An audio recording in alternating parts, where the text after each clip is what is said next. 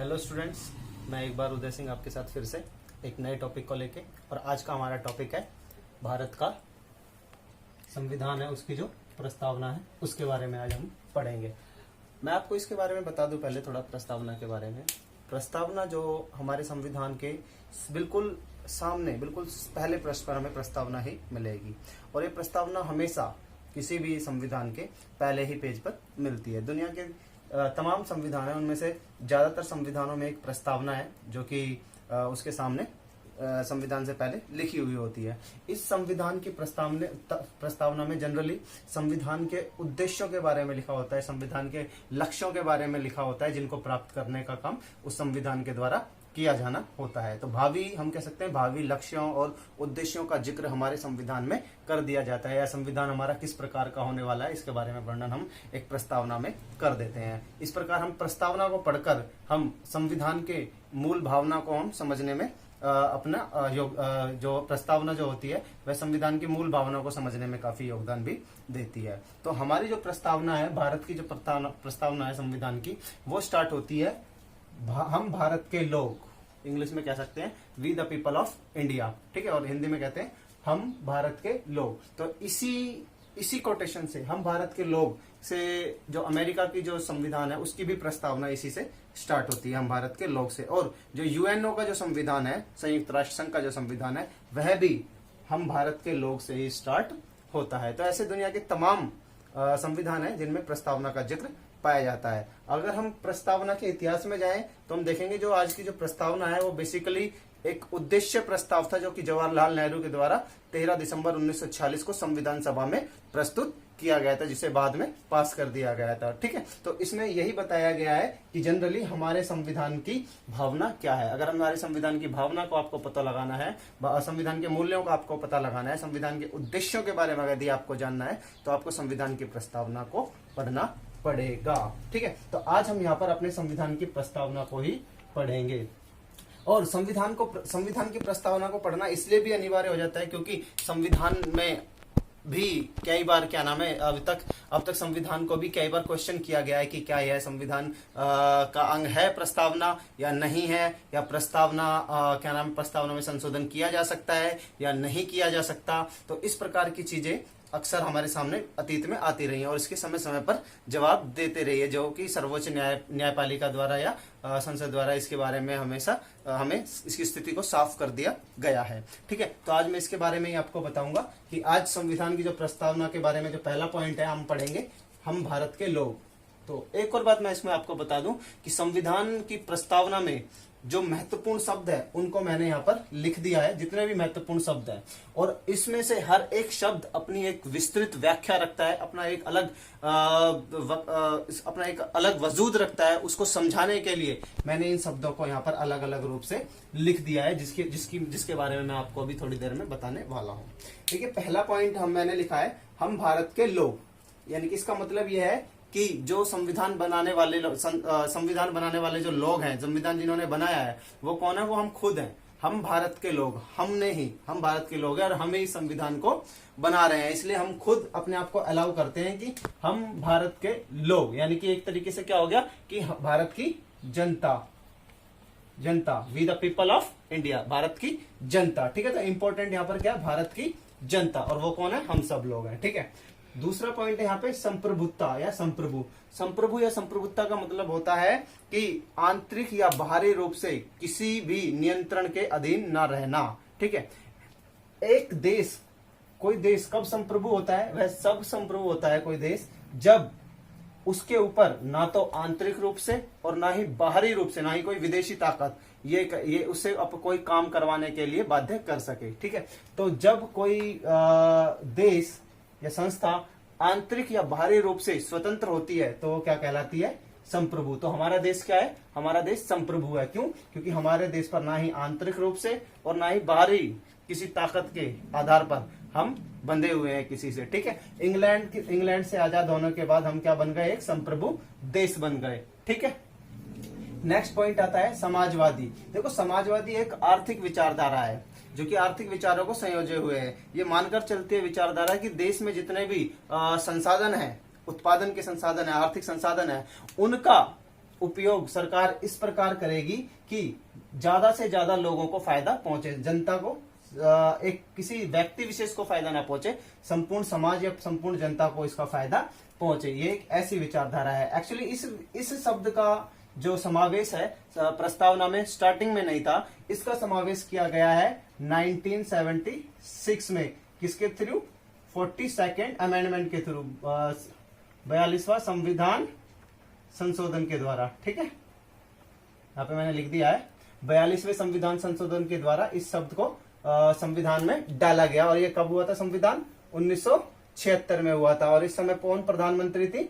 इस समय प्रधानमंत्री थी इंदिरा गांधी। ठीक है, क्लियर हो गया ये बात। और अब आते हैं हम किस पे? दूसरे शब्द पे।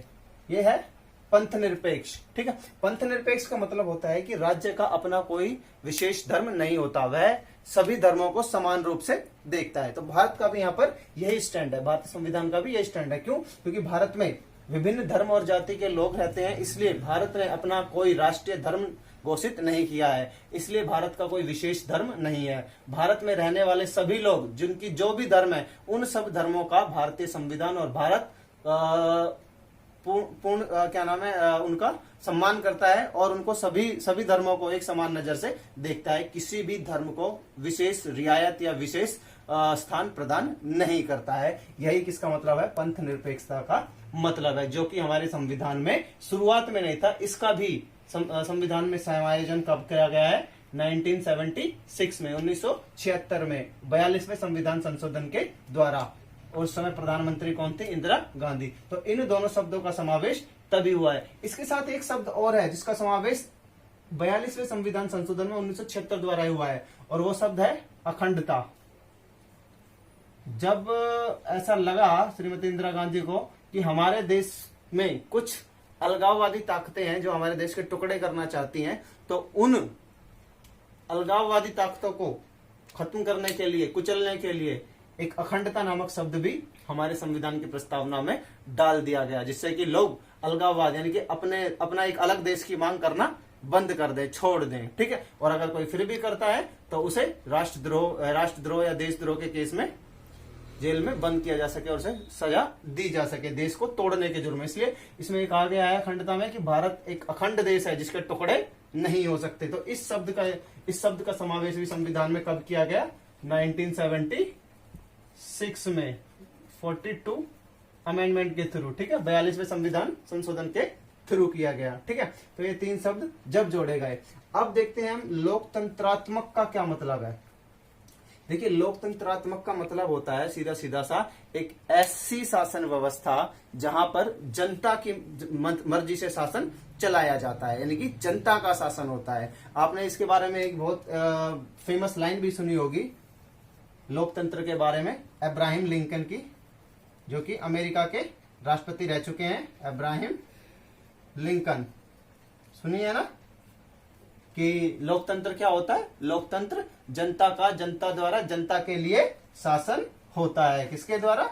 जनता का, जनता के लिए और जनता द्वारा शासन होता है। तो इसका मतलब क्या होता है कि ये जनता का शासन है, वो भी जनता के लिए और वो भी जनता के द्वारा। इसमें शासक भी खुद होते हैं और शासित भी जनता खुद होती है। तो ऐसे अगर शासन व्यवस्था हो तो उसे क्या कहेंगे हम? लोकतंत्रात्मक शासन व्यवस्था कहेंगे।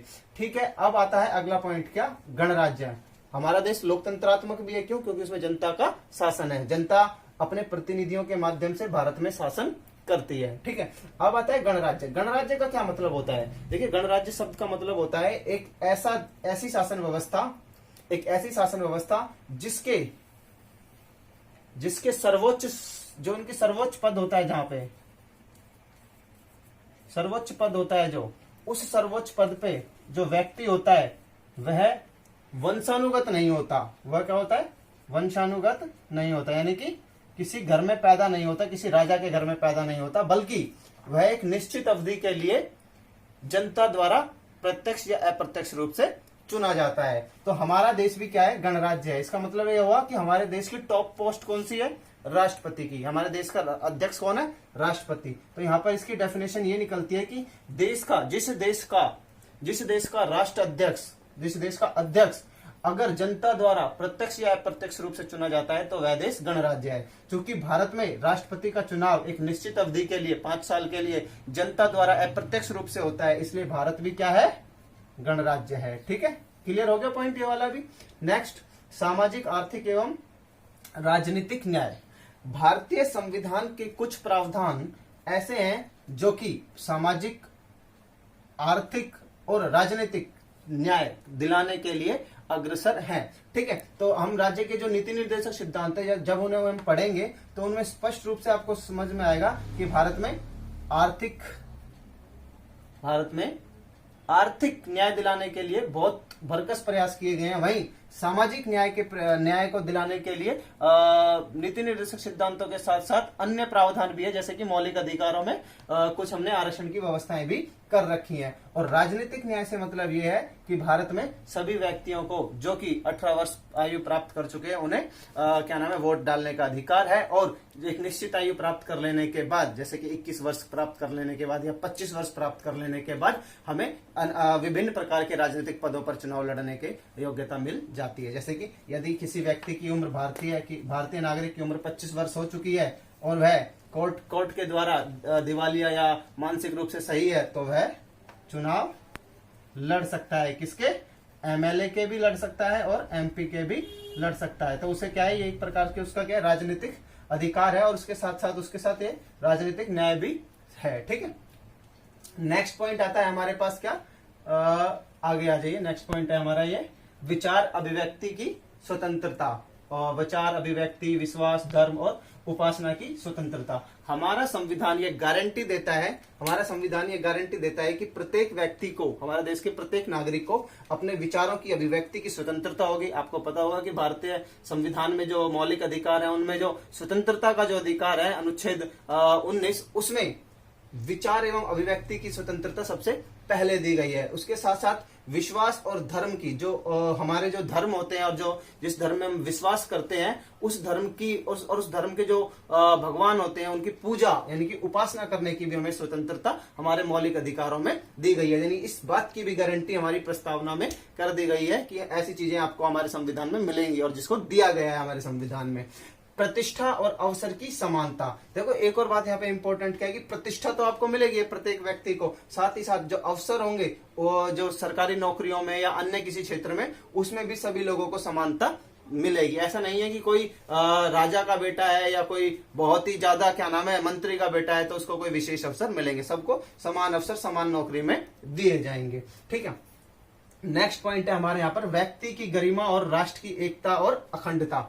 व्यक्ति की गरिमा से मतलब है कि व्यक्ति को इस प्रकार की सहूलियतें या इस प्रकार के जीवन की स्थिति दी जाएगी जिससे कि वह अपना गरिमामय जीवन व्यतीत कर सके। इस बात की गारंटी हमारा संविधान देता है, जिसके लिए विभिन्न प्रयास या विभिन्न प्रयत्न या विभिन्न प्रावधान हमारे संविधान में कर दिए गए हैं। इसके साथ ही राष्ट्र की एकता के लिए भी बात की गई है कि हमारे देश की राष्ट्र की एकता को बनाने के लिए ये बंधुत्व बहुत जरूरी है। बंधुत्व का मतलब होता है सभी लोगों के बीच में भाईचारे का भाव, और सभी नागरिकों के बीच में भाईचारे का भाव होना बहुत जरूरी है। किसके लिए? राष्ट्र की एकता और अखंडता को सुनिश्चित रखने के लिए। ठीक है, तो आज ये आपका क्या थी, प्रस्तावना थी। इस प्रस्तावना में आपके मुख्य जो पॉइंट्स थे, मुख्य जो शब्द थे, वो अपनी एक अलग ही व्याख्या रखते थे। तो उन व्याख्या को मैंने आपके सामने परिभाषित कर दिया है, जिससे कि मुझे आई होप आपको ये सब समझने में, इन सबको समझने में काफी हेल्प मिलेगी इस लेक्चर के थ्रू कि हम भारत के लोग से क्या मतलब है, और संप्रभु का मतलब क्या होता है, समाजवादी का मतलब क्या होता है, पंथ निरपेक्ष का मतलब क्या होता है, लोकतंत्र का मतलब क्या होता है, और गणराज्य शब्द का मतलब क्या होता है। आपने देखो 26 जनवरी 1950 को कितने गणतंत्र दिवस मनाए होंगे, लेकिन आप कई बार ये नहीं जानते कि हम गणतंत्र दिवस, गणराज्य या गणतंत्र का मतलब क्या होता है। गणतंत्र का मतलब मैंने बताया ना कि जिस राज्य का, जिस देश का मुखिया चुनावों द्वारा निर्वाचित होता है एक निश्चित अवधि के लिए, वो देश गणराज्य होता है। अमेरिका देखिए, अमेरिका गणराज्य है क्योंकि वहां का राष्ट्रपति चुना जाता है। इंडिया गणराज्य है, लेकिन ब्रिटेन गणराज्य नहीं है। क्यों नहीं है? क्योंकि आज भी वहां पे राजा या रानी वंशानुगत होते हैं। तो ऐसे ये शब्द हैं, इनकी अपने आप में एक अलग व्याख्या है जिसे समझना बहुत जरूरी होता है। तो आज का ये लेक्चर यहीं पर समाप्त होता है। उससे पहले मैं आपको एक चीज बता दूं कि जो प्रस्तावना है इसमें संशोधन किया जा चुका है और इसमें इसलिए इसमें संशोधन किया जा सकता है। इसमें संशोधन 1976 में किया जा चुका है एक बार, और 3 शब्द इसमें जोड़े गए थे, समाजवादी, पंथ निरपेक्षता और अखंडता। ठीक है, आपका एक सवाल का जवाब मिल गया कि इसमें संशोधन हो सकता है या नहीं हो सकता। दूसरा सवाल यह था कि क्या यह संविधान का अंग है? प्रस्तावना क्या संविधान का अंग है? जी बिल्कुल, प्रस्तावना संविधान का अंग ही है, और संविधान के कुछ प्रावधानों को समझने के लिए हमें प्रस्तावना से होकर गुजरना पड़ता है। जहां पर संविधान के कुछ प्रावधान अस्पष्ट होते हैं या गुथे हुए होते हैं या एक दूसरे के विरोधाभासी होते हैं, उस सिचुएशन में हमें देखना होता है कि संविधान की मूल भावना क्या कह रही है, उसके अनुसार हम उन संविधानों के प्रावधानों को सही मानते हैं, ऐसा सुप्रीम कोर्ट ने कहा है।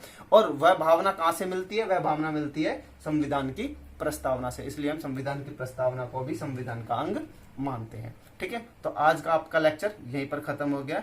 कल हम अगला टॉपिक कवर करेंगे। ठीक है, थैंक यू।